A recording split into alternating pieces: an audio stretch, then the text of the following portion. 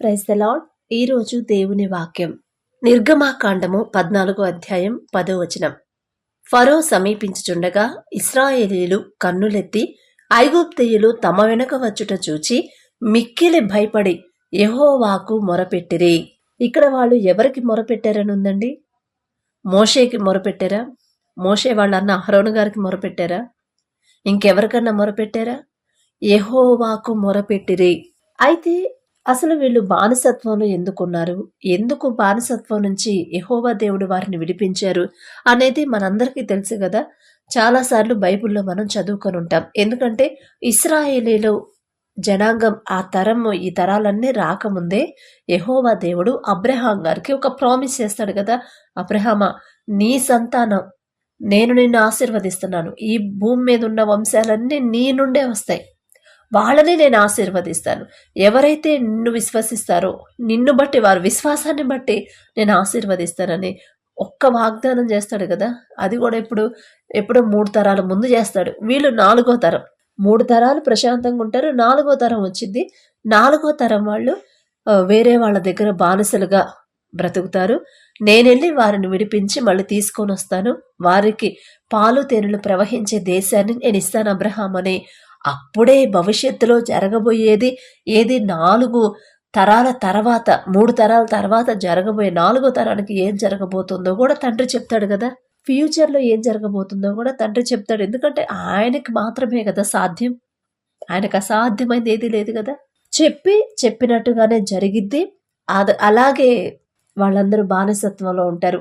యోసేపు గారి దాకా బాగానే ఉండిద్ది కదా, యాకోబు గారు ఉన్నదాకా, యాకోబు సంతానం వారి వరకు బాగుంటుంది. ఆ తర్వాత నుంచి ఇక ఇశ్రాయేలు సంతానం ఇక ఎక్కువైపోయి, జనాభా ఎక్కువైపోయి, ఇక అక్కడ ఏం జరిగిందనేది మనందరికీ తెలుసు. అయితే తండ్రి మాట ఇచ్చిన తండ్రి నమ్మదగినవాడు. మాట ఇస్తే మర్చిపోడండి. మనకు వాగ్దానాలు వస్తాయి. ప్రతి సంవత్సరం జనవరి 1న మనం వాగ్దానం తీసుకుంటాం. వాగ్దానం ద్వారా తండ్రి మనతో మాట్లాడతాడు. వాగ్దానం మనం మర్చిపోతాం. నాకు గుర్తుండదండి. వాగ్దానం అయితే తీసుకుంటాను చాలా హుషారుగా, చాలా ఇంట్రెస్ట్గా తీసుకుంటాను. నాకేమి ఇవ్వబోతున్నాడు ఏసే, నాకేం చేయబోతున్నాడని తీసుకుంటాను, చదువుతాను, బైబిల్లో పెడతాను. ఇక అంతే. ఇక మళ్ళీ గుర్తుండదు అది చదివింది. ఎప్పుడు మళ్ళీ అరే వాగ్దానం వచ్చింది కదా, ఏమొచ్చింది అని చెప్పి మళ్ళీ తీసుకొని మళ్ళీ చూసుకొని చదవడమే. అలా మన పరిస్థితి, మన మైండ్ సెట్ అలా ఉంటుంది. కానీ మన తండ్రి మాట ఇస్తే మాట తప్పని తండ్రి మన తండ్రి. ఆశీర్వదిస్తానంటే ఖచ్చితంగా ఆశీర్వదిస్తాడు. మనకి ఎన్ని సమస్యలైనా, ఎన్ని ఆటంకాలు, ఇబ్బందులు వచ్చినా సరే మాట ఇచ్చాడంటే ఖచ్చితంగా అది నెరవేర్చే దేవుడు మన దేవుడు. ఎందుకంటే అది వాక్యంలోనే మనం చూసాం. అమ్మా ఇదిగో నేను వాగ్దానం చేస్తే ఖచ్చితంగా అది నేను చేస్తాను, నెరవేరుస్తాను అంటాడు. అది ఎలాగయ్యా, మేము ఎలా నమ్మాలి అని ఒకవేళ మనకు డౌట్ వచ్చిద్దేమోనని ముందుగానే రాపిచ్చి పెట్టాడు. ఇదిగో అబ్రహాం అని నాకు నచ్చినట్టు జీవించాడు, నేను చెప్పినట్టు నడుచుకున్నాడు, నేను రమ్మంటే లేచి రమ్మంటే వచ్చేసాడు. అలాగే వచ్చాడు, నేను ఎక్కడికి పమ్మంటే ఎక్కడ వెళ్ళాడు, తూర్పుకి వెళ్ళమంటే తూర్పు, దక్షిణానికి వెళ్ళమంటే దక్షిణం, ఎటు వెళ్ళమంటే అటు వెళ్ళాడు. నా మాటకి లోబడ్డాడు. కాబట్టే నేను వాగ్దానం మాట ఇచ్చాను. అబ్రహామా ఇదిగో నీ సంతానాన్ని ఆశీర్వదిస్తాను. 3 తరాల వరకు బాగానే ఉంటారు, 4వ తరం మాత్రం బానిసలుగా ఉంటారు అని. అయినా సరే వాళ్ళు నేను విడిచిపెట్టను, నేను తీసుకొని వస్తాను, వాళ్ళను కూడా బానిసత్వం నుంచి విడిపిస్తాను అని ఇవన్నీ చదువుకొని మనం ధైర్యం పొందుతామని, మనం ధైర్యం తెచ్చుకోవాలని అవన్నీ రాపిచ్చి పెట్టాడు తండ్రి బైబిల్లో. లేకపోతే ఎందుకు రాపిస్తారండి? అలాగే ఇప్పుడు ఒకవేళ మీ జీవితంలో కూడా మీకు ఏదైనా వాగ్దానం చేస్తే ఖచ్చితంగా అది జరిగిద్ది, చేస్తాడు. చేసే శక్తి గల తండ్రి మన తండ్రి. కాబట్టి అప్పుడు ఇక వాళ్ళని తీసుకొచ్చేటప్పుడు వస్తా ఉన్నప్పుడు పగలేమో మేఘస్తంభంలాగా ఉన్నాడు, రాత్రి అగ్నిస్తంభం అయ్యి వాళ్ళని నడిపించాడు. ఎందుకు అంటే మేఘస్తంభం అంటే అటు ఈజిప్ట్ అంతా ఎడారులు కదా, ఫుల్ ఎండ. మనం చూస్తూ ఉంటాం కదా వీడియోస్లో ఎడారులు. ఈజిప్ట్కి వెళ్ళి బ్రదర్ వాళ్ళందరూ చాలామంది వీడియోస్ తీసి పెడతా ఉంటారు. అసలు ఎంత ఎండ, ఆ ఎండ తగిలితే ఎక్కడ నా బిడ్డలు సొమ్మసిల్లి పడిపోతారేమో, ఎక్కడ నీరసించిపోతారేమో, నడిచే ఓపిక ఉండదేమోనని తండ్రి ఒక మేఘస్తంభం అయ్యి చల్లగా ఏసీ కారులో నడిచినట్టు, ఏసీ కారులో కూర్చొని వచ్చినట్టు అలా ఒక మేఘ స్తంభమయ్యి వాళ్ళని పగలంతా నడిపించేవాడు. రాత్రి అగ్ని స్తంభమై. ఎందుకంటే ఇప్పుడంటే మనకి స్ట్రీట్ లైట్స్ అని, అదని, ఇదని అన్ని లైట్స్ వచ్చాయి. అన్ని రకాల లైట్స్. చేతిలో టార్చ్ అని అన్నీ వచ్చాయి. అన్ని ఫెసిలిటీస్ ఉన్నాయి. కానీ అప్పుడు ఆ కాలంలో, ఆ తరాల్లో ఏమి లేవు గదండీ! ఉంటే లాంతర్లు గూడా మేబీ ఉన్నాయో లేవో. ఒక కట్టెకి అదే నిప్పు అగ్ని పెట్టుకొని ఎళ్ళేవాళ్ళు. అయితే ఆ పరిస్థితి గూడా వాళ్ళకుండకూడదని తండ్రే, అంత గొప్ప తండ్రే ఒక అగ్నిస్తంభమై, ఇక మనం ఎన్ని లైట్లు పెట్టుకుంటే ఏం ఉపయోగం అండి? జరిగే అనర్థాలు జరుగుతానే ఉన్నాయి. జరిగే యాక్సిడెంట్లు జరుగుతానే ఉన్నాయి. రోడ్డు మీద ఎళ్తుంటే వెలుతురుగా ఉన్నట్టు పగలున్నట్టే ఉండిద్ది. కానీ యాక్సిడెంట్లు అవుతానే ఉంటాయి. కానీ ఆయన ప్రేమించిన బిడ్డలు, ఆయన ప్రేమించిన ప్రజలు, ఆయన స్పెషల్‌గా బ్లెస్ చేసిన ప్రజలకి ఎటువంటి కనీసం ఇంత రాయి గూడా వాళ్ళకి తగలకూడదు. చీకట్లో వాళ్ళు భయపడకూడదు. చీకట్లో గబక్కన ఏదైనా రాయి తగిలితే కింద పడిపోతే దెబ్బలు తగులుతాయేమో అని ఒక అగ్ని స్తంభమై చక్కగా వెలుతురు, అందరూ చక్కగా కనిపించేటట్టు వెలుతురు, కింద గూడా స్పష్టంగా దారి కనిపించేలా అంత చక్కటి వెలుతురిచ్చుకుంటా వాళ్ళని నడిపిస్తా ఉన్నాడు. మధ్యలో వాళ్ళకి ఆకలేస్తే మన్నా ఇచ్చాడు. ఏదడిగితే అది ఇచ్చాడు. నీళ్లు కావాలంటే నీళ్లు. అయితే అలా వస్తా తీస్తా వస్తా ఉన్నప్పుడు మధ్యలో సముద్రం వచ్చిందని మనకు తెలుసు. ఎర్ర సముద్రం అడ్డొచ్చింది. వెనక చూస్తేనేమో ఫరో సైన్యం వస్తుంది. ఫరో సైన్యం వస్తుంది. ఇటు చూస్తేనేమో సముద్రం ఉంది. ఇంకెట్లా? భయపడిపోతున్నారిక.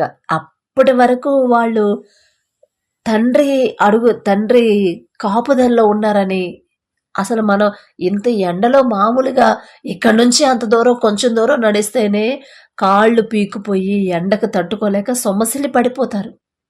ఆ విషయం వాళ్ళకు తెలుసు. ఆ ఎండ తగలకుండా మేఘస్తంభమై నడిపించాడని వాళ్ళు చూశారు. నైటు చీకట్లో ఆ చీకటికి భయపడతారని, దారి కనపడదేమోనని అగ్నిస్తంభమై నడిపించాడని వాళ్ళకు తెలుసు. అలాగే మనకు కూడా అండి, మనల్ని కూడా తండ్రి అలాగే నడిపిస్తానే వచ్చాడు ఇప్పటి వరకు. పగలు మేఘస్తంభమై నడిపించాడు. అంటే మనకి సమస్యలు అనేవి రాకుండా ఇప్పుడు దాకా చూసుకున్నాడు. మళ్ళీ రాత్రి అగ్నిస్తంభమై అలాగే మనకి ఎన్ని సమస్యలు వచ్చినా ఆయనే తోడుగా ఉండి వాటన్నిటి నుంచి తప్పించి జాగ్రత్తగా తీసుకెళ్తున్నాడని మనకు తెలుసు. అయినా సరే ఎప్పుడైతే సముద్రం వాళ్ళకి ఎదురొచ్చిందో ఇక సముద్రం దగ్గరకు వచ్చి ఆగిపోయారు. ముందు చూస్తేనేమో అగ్నిస్తంభం లేదు. వెనక చూస్తేనేమో ఫరో సైన్యం వస్తుంది. ఇక వాళ్ళకి గుండె జారిపోయింది కదా. మోషే గారు కూడా భయపడ్డారు కదా.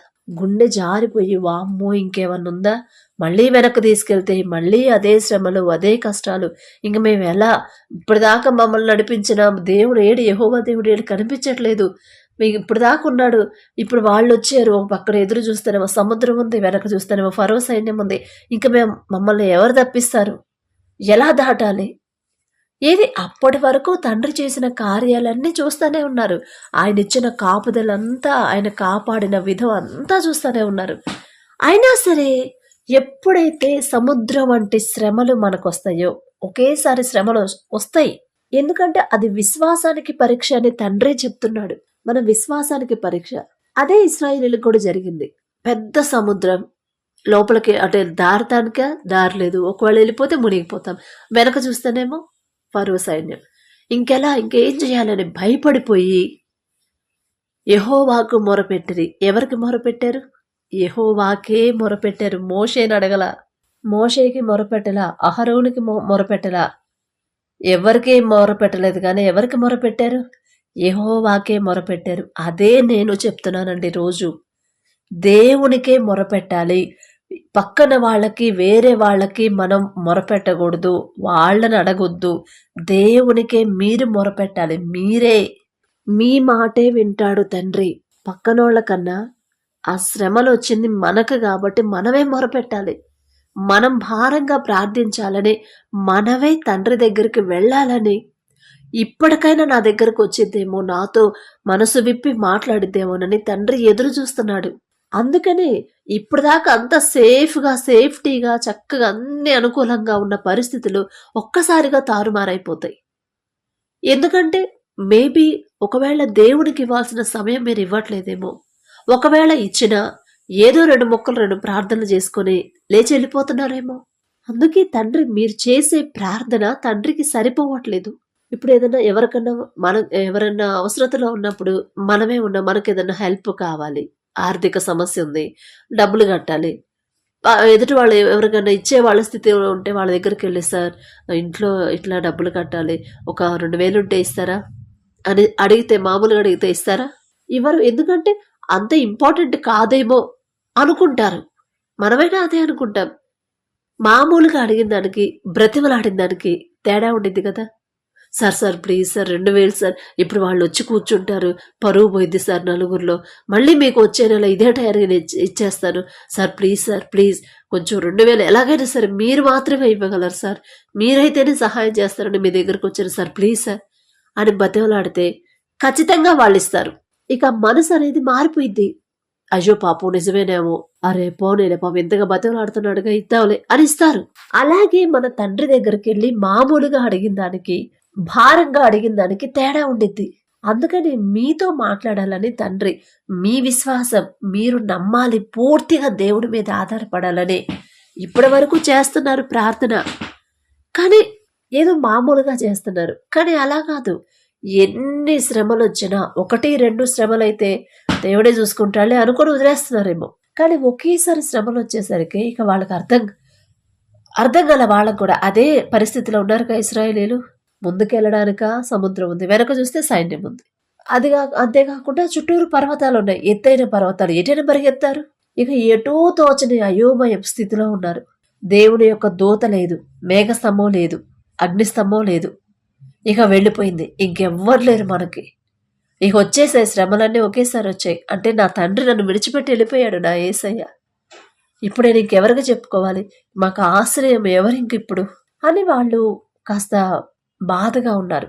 చాలా బాధగా ఉన్నారు. కాస్త కాదు, చాలా బాధ. ఈ భయం ఒక పక్క, మళ్ళీ దేవుడు లేడే అనేది ఒక భయం, బాధ.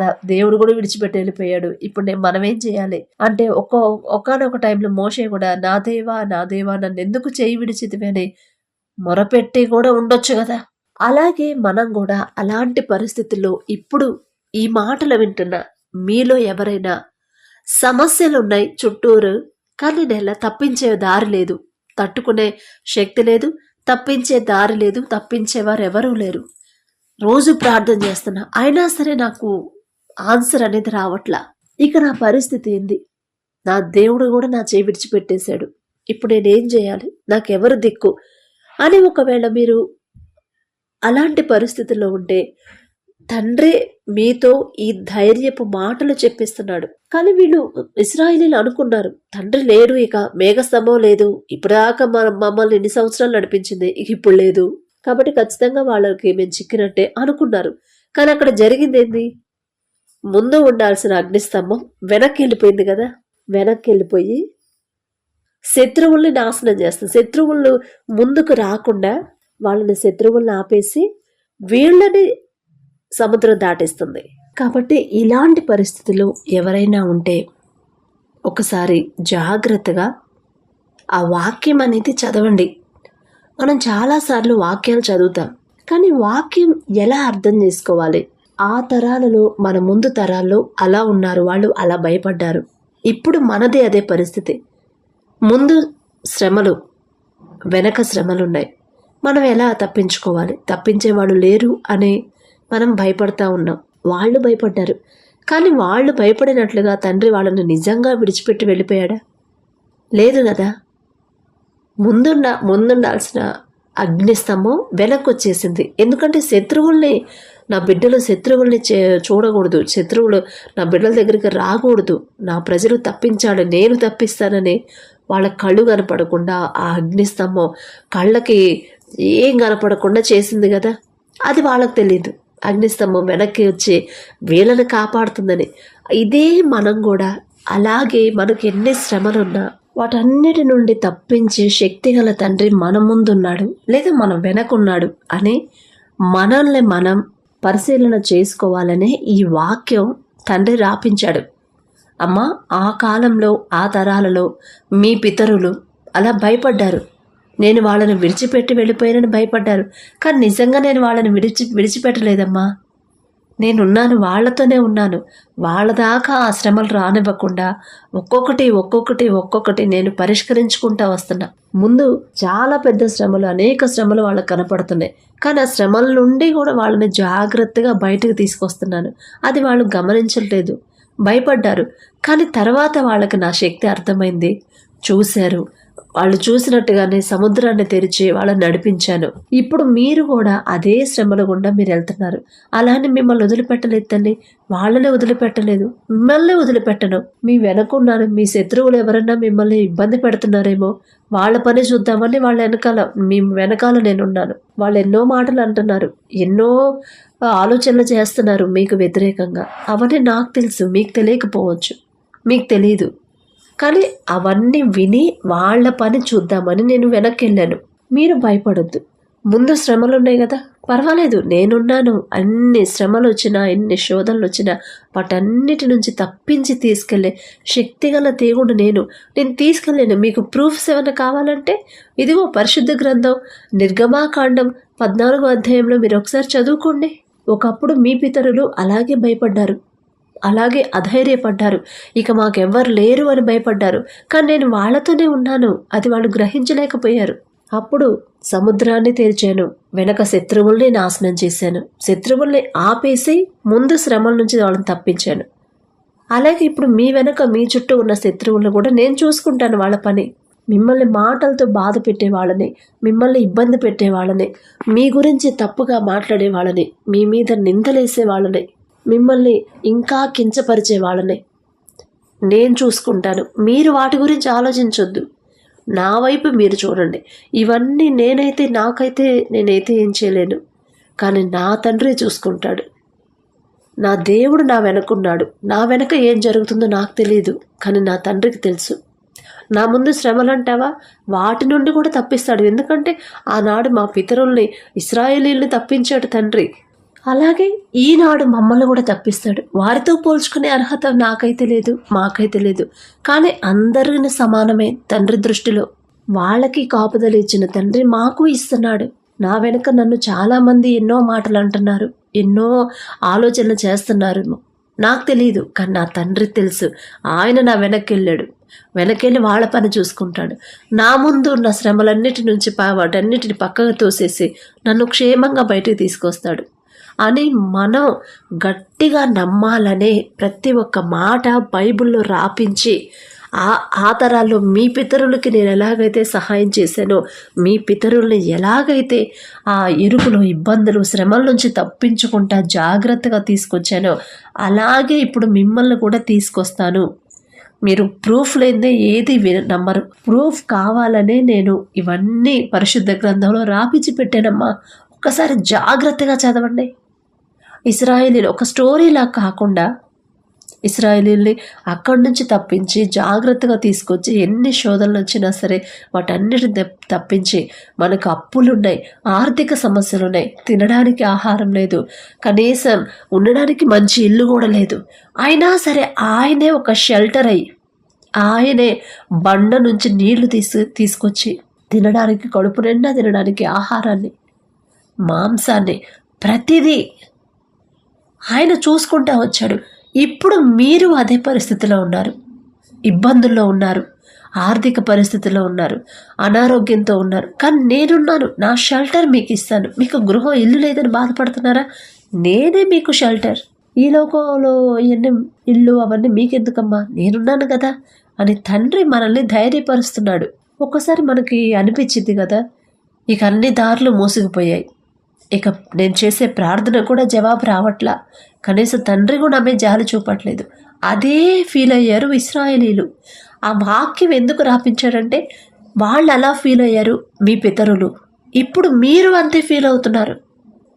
ఇవన్నీ మీరు చదువుతున్నారు, చదివి కూడా మీరు ఇంకా ధైర్యం తెచ్చుకోవటం లేదు, ఇంకా మీరు కూడా భయపడుతున్నారు. అవన్నీ చేసిన దేవుడిని, తండ్రిని, నా శక్తిగల దేవుడిని నేను.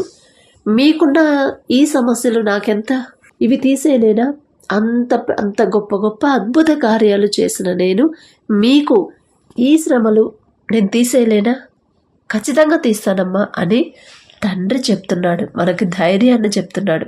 కాబట్టి ఒక్కసారి ఎన్ని నిందలేసినా, ఎన్ని మాటలన్నా కూడా, ఎన్ని శోధనలు వచ్చినా, ఎన్ని అప్పులైనా, ఎన్ని అనారోగ్య సమస్యలు మన చుట్టూ ఉంటాయి. కానీ వాటన్నిటి నుంచి జాగ్రత్తగా తీసుకెళ్ళి ఒక్కొక్కటి క్లియర్ చేసుకుంటా మనల్ని ముందుకు నడిపించే శక్తి గల దేవుడు మనకున్నాడు. తర్వాత ఇశ్రాయేలీలు రియలైజ్ అయిపోయారు, ఇప్పుడు దాకా చేసే మనకు దారి చూపిన తండ్రి ఇక మనల్ని విడిచిపెట్టి వెళ్ళాడా అని వాళ్ళు దేవునికి మొరపెట్టారు.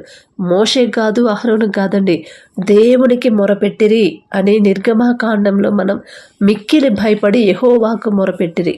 కాబట్టి మీరు పాస్టర్మ్మ మీద, పాస్టర్ గారి మీద, దైవజనుల మీద ఆధారపడొద్దు. అంటే వాళ్ళని అసలు వదిలేయమని కాదు, వాళ్ళకి ఇవ్వాల్సిన రెస్పెక్ట్ వాళ్ళకి ఇవ్వాలి, వాళ్ళ మీద చూపించాల్సిన ప్రేమ చూపించాలి. కానీ వాళ్ళని పంపించిన దేవుడు కదా మనకి ఇక్కడ ముఖ్యం. ఇశ్రాయేలీలు ఎవరికి మొరపెట్టారు? అలాంటి పరిస్థితుల్లో, అంత ఇరుకు ఇబ్బందులు, ముందు సముద్రం వెనక ఫరో సైన్యం, ఎవరికి మొరపెట్టారు? దేవునికి, యెహోవాకు మొరపెట్టిరి. కాబట్టి మీరు దేవునికి మొరపెడితేనే తండ్రి వింటాడు. తండ్రి మాత్రమే మీ సమస్యలన్నిటికీ పరిష్కారం చూపించగలడు. అందుకే తండ్రి ఈ మాటలు మీ దగ్గరకు తీసుకొస్తున్నాడు. ఇక్కడ నేను ఇంపార్టెంట్ కాదండి, ఈ మాటలు పంపించిన తండ్రి ఇంపార్టెంట్. మీకు మీ ధ్యాస, మీ దృష్టి, మీ చూపు, మీ ఆలోచన అంతా తండ్రి మీద ఉండాలి. అదే తండ్రి కోరుకుంటుంది. ఇన్ని సమస్యలు వచ్చినా తప్పించి ఇక్కడ దాకా తెచ్చిన నేను ఒక 2 సమస్యలు ఎక్స్ట్రా వస్తే ఇక నన్ను మర్చిపోయి మనుషుల వెనకాల పడిపోతున్నారు వీళ్ళు. ఒకప్పుడు ఇశ్రాయేలీలు అదే పరిస్థితిలో ఉన్నారు, ఇప్పుడు ఈ బిడ్డలు అదే పరిస్థితిలో ఉన్నారు. వాళ్ళకి అంత ధైర్యం ఇస్తున్నాను. అమ్మా ఇదిగో, పాస్ట్లో నేను అంతకుముందు మీ పితరులకి అలాంటి పరిస్థితి వచ్చినప్పుడు నేనే వాళ్ళ సమస్యలు పరిష్కరించా. వెనక శత్రువుల్ని నాశనం చేసుకుంటూ తెచ్చాను. ముందు నుంచి వాళ్ళని, మీ ప్రజల్ని, మీ పితరుల్ని క్షేమంగా నేను దాటించాను సముద్రం. మరి మీకు కూడా నేను చేయలేనా? ఆ శక్తి నాకు లేదా? మీరు నా దగ్గరకు వచ్చి నాకు మొరపెట్టండి, నాతో మాట్లాడి మీ సమస్యలని నాకు చెప్పండి, నేను చూసుకుంటాను తల్లి అని తండ్రి మీతో మాట్లాడుతున్నాడు. కాబట్టి ఒక్కసారి మీరు ఆలోచించుకోండి, మనం ఎవరికి ప్రార్థన చేయాలి, ఎవరికి మొరపెట్టాలి? ఇశ్రాయేలీలు యెహోవాకు మొరపెట్టిరి. మనం ఎవరికి చెప్తున్నాం మన సమస్యలు? ప్రతి ఒక్కరూ దేవునికి దగ్గర అవ్వాలన్నదే నా ఆశ. అదే తండ్రి నా మనసులో పెట్టాడేమో. మనుషులకి దగ్గర అవ్వద్దు, దేవునికి దగ్గర అవ్వండి. మనుషులు ఏమీ చేయలేరు, కానీ గొప్ప సర్వ సృష్టికర్త, సమస్తము సాధ్యము చేయగల గొప్ప తండ్రి దేవుడు మనకున్నాడు. ఆయన వైపే మీ చూపు వెళ్ళాలి, ఆయన వైపే మీ ఆలోచనలు వెళ్ళాలి. ఒకళ్ళని ఎక్కువ ఒకళ్ళని తక్కువ చూసే దేవుడు కాదండి. కాకపోతే మీరు ప్రార్థన చేయడానికి మీరు చేయలేకపోతున్నారు, తండ్రికి చెప్పుకోలేకపోతున్నారు మనస్ఫూర్తిగా. అందుకే 3 గంటలకు లేచి ప్రార్థన చేసుకున్నమ్మా, 3 గంటలకు లేచి నాతో మాట్లాడండి, మీరే మాట్లాడండి అని తండ్రి చెప్తున్నాడు. పర్టికులర్గా మీకు ఆశ ఉంటే లేవాలి, నా తండ్రిని నేను బ్రతిమలాడాలని ఆశ ఉంటే ఖచ్చితంగా తండ్రి లేపుతాడు. ఫస్ట్ మనమే ఇంట్రెస్ట్ లేకపోతే మన సమస్యల కోసం తండ్రి ఎలా వస్తాడు? చూస్తున్నాడు ఆయన, వస్తారేమో, వచ్చి కూర్చొని నాకు చెప్తారేమో, అప్పుడు నేను కార్యం చేయడం మొదలు పెడతాము. అసలు మన ధ్యాస అంతా ఫస్ట్ తండ్రి మీద ఉంటేనే కదా అప్పుడు తండ్రి మీద నమ్మకం కలిగేది. అందుకని పూర్తి నమ్మకం పెట్టండి తండ్రి మీద. దేవుని వైపే చూడండి, మనుషుల వైపు చూడొద్దండి. దేవుని వైపే మనం చూడాలి. ఇశ్రాయేలీలు యెహోవాకు మొరపెట్టిరి. ఇప్పుడు మీరెవరికి మొరపెడుతున్నారు? మీ సమస్యల గురించి. చుట్టూరు ఎన్నో సమస్యలు ఉండొచ్చు, కానీ మన ముందు మన తండ్రి ఉన్నాడు. నాకు అదే అలవాటు చేశాడు తండ్రి.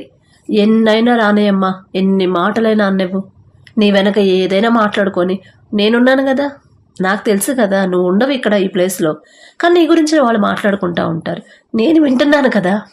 నీ గురించి పాజిటివ్గా మాట్లాడారా, నెగిటివ్గా మాట్లాడారా, ప్రతిదీ తండ్రికి తెలుసు కదా, మనకు తెలియదు. కానీ దానికి తగ్గ శిక్ష అనేది ఖచ్చితంగా తండ్రి వాళ్ళకి వేస్తాడు. మనం వాళ్ళ గురించి ప్రార్థన చేయడమే మన బాధ్యత. శత్రువుల గురించి కూడా మనం ప్రార్థన చేయాలి కదా. మనల్ని ద్వేషించే వాళ్ళ తరపున మనమే క్షమాపణ అడగాలి. అదే అలవాటు చేశారు. అలాగే అడుగుతాను, నా తప్పుంటే నన్ను క్షమించయ్యా, నా తప్పు లేకపోతే వాళ్ళను క్షమించు. తెలియక ఇట్లా బాధపడుతున్నారు, వాళ్ళ కళ్ళు మనోనేత్రాలు తెరవండి అని రోజు ప్రార్థన చేస్తే తండ్రికి అప్పుడు అంటే అప్పటికి నేను కూడా పూర్తిగా దేవుని మీద ఆధారపడలేదండి. నాకు వచ్చిన సమస్యలకి ఇంకా భయంకరమైన సమస్యలు వచ్చాయి మీకన్నా కూడా. దేవుని మీద ఆధారపడలే అప్పుడు దాకా నేను కూడా. ఇక ప్రార్థన ఎంత 9 సంవత్సరాలు 10 సంవత్సరాల నుంచి చేస్తున్నా కూడా నాకు రిప్లై రాలేదు. అందుకని ఇక మధ్యలో వదిలేసాను నేను కూడా. అంటే ఇంత పర్టికులర్గా ఇంత చక్కగా చెప్పేవాళ్ళు లేరు. కానీ తండ్రి మళ్ళీ పట్టుకొని మళ్ళీ నాకు ధైర్యం ఇచ్చి అసలు మనుషులను వదిలేసేసి దేవుని మీద ఆధారపడు, నా దగ్గరకు రా, నాతో మాట్లాడు పూర్తిగా మనస్ఫూర్తిగా అని ఎప్పుడైతే తండ్రి అది అలవాటు చేశాడో అప్పుడు ఇక సమస్యలన్నీ ఒక్కొక్కటిగా పరిష్కారం అవుతా వచ్చాయి. పరిష్కారం చూపించాడు. ఇక్కడ ఏంటంటే మనం దేవుని వైపు చూడట్లా, మనుషుల మీద ఆధారపడుతున్నాం. మనుషులు నన్ను అర్థం చేసుకుంటే చాలు, మనుషులే నన్ను ప్రేమిస్తే చాలు, మనుషులే నాకు సహాయం చేస్తే చాలు, నా తరపున మాట్లాడితే చాలు అని మన మైండ్ అంతా మనుషుల గురించి మనుషుల మీదే డిపెండ్ అవుతున్నాం. ఎందుకంటే దేవుడు కనిపించట్లేదు కదా మనకి. అదే కదా ఇశ్రాయేలీలు కూడా జారిపోయింది. ఎక్కడో ఉన్న దేవుడు మాకెందుకు మోషే, నువ్వే మాట్లాడు, ఆ దేవుడితో నువ్వే మాట్లాడు, దేవుడు నీతోనే మాట్లాడుతున్నాడా, దేవుడు నీకొక్కడికే కనిపిస్తాడా, మాకు కనిపించడా అంటే మేము చూడలేమా దేవుణ్ణి అని ఎగతాళిగా మాట్లాడారు. అప్పుడేమన్నాడు తండ్రి, సరే నన్ను చూస్తానంటే తీసుకురా మోషే, నేను వస్తాను ఆ పర్వతం మీదకి రమ్మను అని చెప్పని అన్నాడు. వచ్చాడు. చూడగలిగారా? కాబట్టి చూచి నమ్ముట కంటే చూడక నమ్మిన వాడే ధన్యుడు అని క్రొత్త నిబంధనలో రాపిచ్చింది. అందుకే అలా మీ పితరులు అలా మాట్లాడారు. కానీ మీరు అలా మాట్లాడొద్దు. ఎందుకంటే నేను ఉన్నవాడను అనువాడను, యుగయుగాలు ఉంటాడు తండ్రి. మనుషుల వైపు చూడొద్దు. ఎన్ని సమస్యలున్నా మనుషులు వచ్చి సహాయం చేస్తారు, మనుషులే వచ్చి దాన్ని పరిష్కారం చేస్తారు, మనుషులే చూసుకుంటారని అస్సలు అనుకోవద్దండి. ఇప్పుడైనా మీరు దేవునికి దగ్గర అవ్వాలన్నదే తండ్రి ఆశ. ఇప్పటికైనా తండ్రి మీద పూర్తిగా ఆధారపడాలన్నదే తండ్రి ఆశ. ఎందుకంటే అంత ప్రేమిస్తున్నాడు మిమ్మల్ని.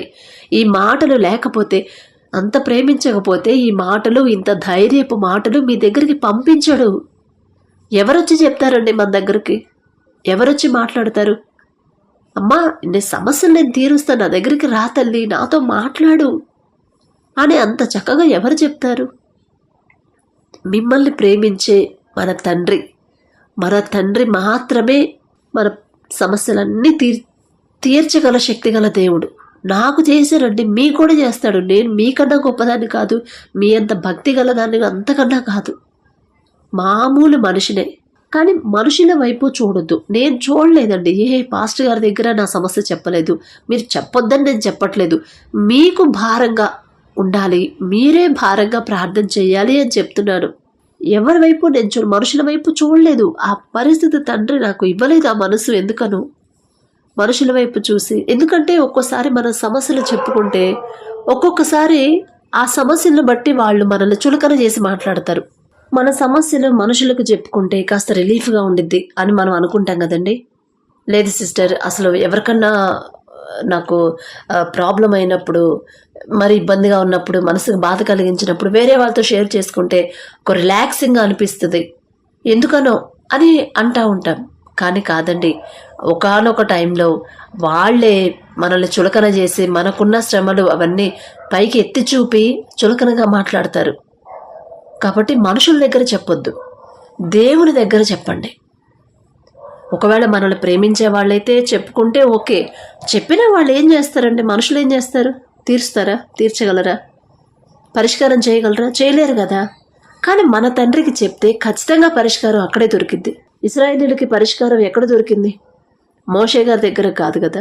దేవునికి యెహోవాకు మొరపెట్టంగానే అప్పుడు తండ్రి మోషే గారికి చెప్పి సముద్రాన్ని 2 పాయలుగా చేశాడు. కాబట్టి యెహోవాకు, దేవునికి మొరపెట్టండి. మన ముందు ఎన్ని సమస్యలున్నా దేవుని దగ్గరే మొరపెట్టాలి, యెహోవాకే మొరపెట్టాలి. మోకాళ్ళ మీద కూర్చోవాల్సిందే. కుటుంబంలో ఉన్న సమస్యల గురించి ఎన్ని రోజులు మనం భయపడతా దిగులుగా కూర్చున్నా ప్రయోజనం ఉండదండి. సమస్యలు పోవు మనం దిగులు పడినంత మాత్రాన. 3 గంటలకు లేచి కూర్చోండి ఆసక్తితో. ఏలియా గారు ఇంట్రెస్ట్గా చేశాడు ప్రార్థన. ఇంట్రెస్టే కదా ఆసక్తి అంటే. చాలా ఎంత ఇంట్రెస్ట్గా చేశాడు. ఎంత ఇంట్రెస్ట్ అంటే, అయ్యా వీళ్ళందరూ దారి తప్పిపోతున్నారు, కానీ మీ కృప, మీ గొప్పతనం వాళ్ళు తెలుసుకోవాలి, మీ వైపు తిరగాలని ఎంతో ఆసక్తితో చేశాడు. వెంటనే తండ్రి జవాబు ఇచ్చాడా లేదా, విన్నాడా లేదా? అలాగే మీరు కూడా ఇంట్రెస్ట్గా చేయండి. ఇంట్రెస్ట్ మీకుంటేనే తండ్రి సహాయం చేస్తాడు. ఇంట్రెస్ట్గా ఈ సమస్యలన్నీ పోవాలి అని నిజంగా మీరు మనస్ఫూర్తిగా అనుకుంటే ఖచ్చితంగా తండ్రి తీసేస్తాడు. కాబట్టి దేవుని కృప మనకు తోడుగా ఉండాలని ఒక చిన్న ప్రార్థన చేసుకుందాం. కృపగల దేవా మీకు స్తోత్రం, రాజాది రాజా మీకు స్తోత్రం, దేవాతి దేవా మీకు స్తోత్రం నా తండ్రి. మరి నా ప్రభా, ఈ మాటల ద్వారా నా తండ్రి మీరిచ్చిన ధైర్యాన్ని బట్టి మీకే స్తోత్రం ప్రభా. మనుషులకి మా సమస్యలు చెప్పుకుంటే వాళ్ళు చులకనగా చేస్తారమ్మా. నాకు చెప్పండి, మీ సమస్యలన్నీ నాకు చెప్పండి. మీరు ఎంత ఇంట్రెస్ట్గా చెప్తే నేను అంతే ఇంట్రెస్ట్గా వింటాను. మీ సమస్యకి పరిష్కారం నేను చూపిస్తాను. మీ పితరులు ఒకప్పుడు అలాగే భయపడ్డారు, అలాగే ఇంకా ఏ ఆధారం లేదు, అంతా మూసుకుపోయాయి, దారులన్నీ మూసుకుపోయాయి. ఇంకెవ్వరు మాకు సహాయం చేసేవాళ్ళు లేరు. శత్రువులు మా మీద దాడి చేస్తున్నారు, శత్రువులు మా మీద నిందలు వేస్తున్నారు. ముందు చూస్తేనేమో అనేక శ్రమలున్నాయి, వెనక చూస్తే శత్రువుల బాధ, శత్రువుల వేదన, వాళ్ళు పెట్టే కష్టాలు భరించలేకపోతున్నామని మీరు ఎంతో అమ్మ భయపడుతున్నారు. మీరు భయపడకండి. ఆనాడు ఇశ్రాయేలీలైన మీ పితరులు నాకు మొరపెట్టారు, నేను వాళ్ళకి సహాయం చేశాను. మీరు భయపడుతున్నారు. ఇప్పుడు మీరు భయపడొద్దు, నేను చూసుకుంటా. మీకున్న సమస్యలను తీసేస్తాను. మీ మీద నిందలు వేసే శత్రువుల నోళ్లను కూడా మూస్తాను. సింహాల నోళ్లను మూసానమ్మా. అలాంటిది నాకు ఇది ఒక లెక్క, మనుషుల నోళ్ళు మూయడం ఒక లెక్క. మీరు భయపడొద్దు, నాతో ఇంట్రెస్ట్గా మాట్లాడండి. మీరు ఆసక్తితో నాతో మాట్లాడితే, ఇంట్రెస్ట్గా మాట్లాడితే అంతే ఇంట్రెస్ట్గా నేను వింటాను. మీ సమస్యకి పరిష్కారం ఇస్తానని ఎంతో చక్కగా మీరు మాతో మాట్లాడుతున్నారు. అది గ్రహించే తెలివి, జ్ఞానం నా తండ్రి ఈ మాటలు వింటున్న మీ బిడ్డలు గ్రహించే శక్తిని మీరు ఇవ్వండి. అర్థం చేసుకునే తెలివి మీరు ఇవ్వండి. ఈ లోకపరమైన జ్ఞానం వెర్రితనం అన్నారు తండ్రి, అందుకే మాకు అర్థం కావట్లేదు ప్రభువా. మీ జ్ఞానం మాకు ఇస్తే మా మనోనేత్రాలు మీరు తెరవండి. మీ వైపు చూసేలా, మనుషుల వైపు కాదు తండ్రి, మీ వైపు చూసేలా, మా చేతులు మీ వైపు చాచేలా నా తండ్రి, మా ధ్యాస అంతా మీ మీద పెట్టేలా మీ కృప అనుగ్రహించండి. ప్రతి ఒక్కరూ నా తండ్రి ఈ మాటలు ఎవరైతే వింటున్నారో ప్రతి ఒక్కరి దృష్టి అంతా మీ మీద ఉండేలా మీ కృప అనుగ్రహించండి. వారి మనోనేత్రాలు తెరిచి మీరు మాత్రమే సహాయం చేయగల తండ్రి అని మీ మీదే ఆనుకోవాలి తండ్రి, మనుషుల మీద కాదయ్యా. మీ మీదే ఆనుకునే కృప, ధన్యత మీరు మాకు దయచేయమని అడిగే అర్హత, పొందుకునే అర్హత మాకు లేదు. అయినా సరే యేసు నామములో అడుగుచున్నాము తండ్రి, ఆమేన్.